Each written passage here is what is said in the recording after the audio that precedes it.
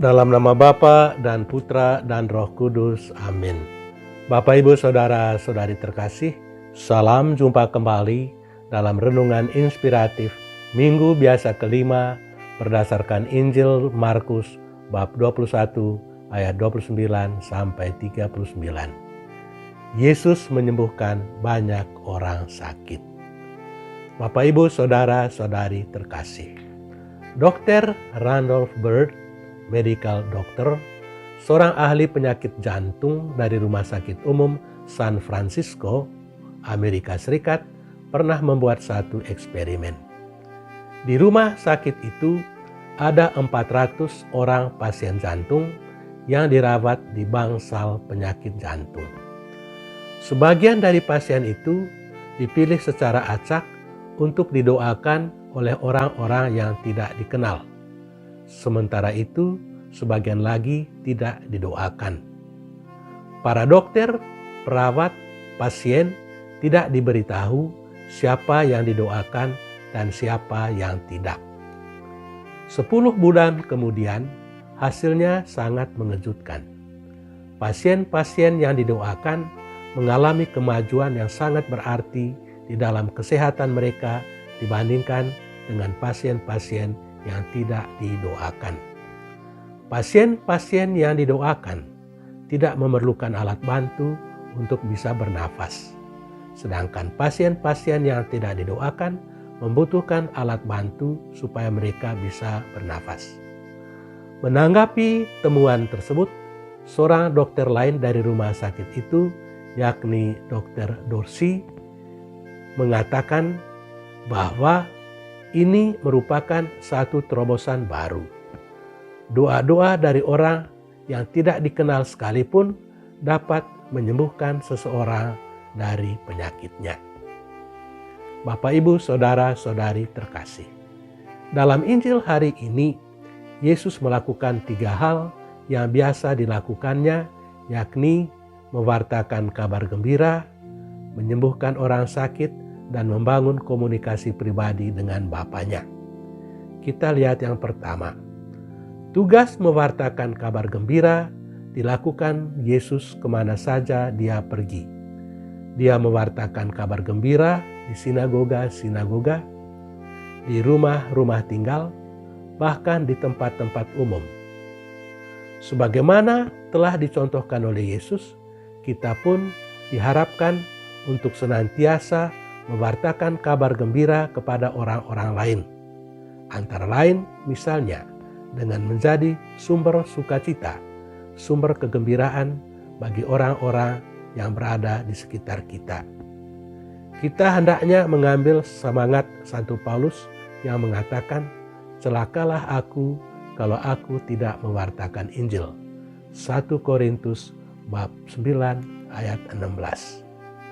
Kedua, tugas menyembuhkan orang sakit.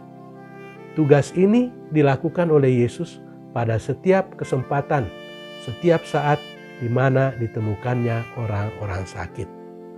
Dalam Injil hari ini, Yesus menyembuhkan ibu mertua Petrus yang sedang sakit. Penyembuhan itu dilakukan dengan sentuhan. Sentuhan yang kelihatannya biasa-biasa saja, ternyata membawa dampak yang luar biasa kepada ibu mertua Petrus, yakni kesembuhan. Tepukan bahu pada seseorang mungkin kelihatannya tidak berarti bagi kita, tetapi sangat berdampak pada orang bersangkutan. Pada masa ini, sentuhan-sentuhan itu bisa berarti kata-kata yang meneguhkan orang-orang yang hampir putus asa, menunjukkan jalan kepada orang yang hampir kehilangan harapan, menghibur orang-orang berduka, selalu berpikir dan bersikap positif terhadap orang-orang lain. Sebagaimana Yesus, kita diharapkan untuk menaruh belas kasih kepada orang-orang sakit dan berusaha untuk meringankan beban penderitaan mereka. Ketiga, Yesus selalu mencari waktu untuk berkomunikasi dengan Bapanya. Apapun kesibukannya, Yesus selalu mencari waktu untuk berbicara dengan Bapanya. Dalam Injil hari ini diceritakan bahwa keesokan harinya, setelah dia menyembuhkan banyak orang sakit, dia pergi ke tempat yang sunyi dan berdoa di sana.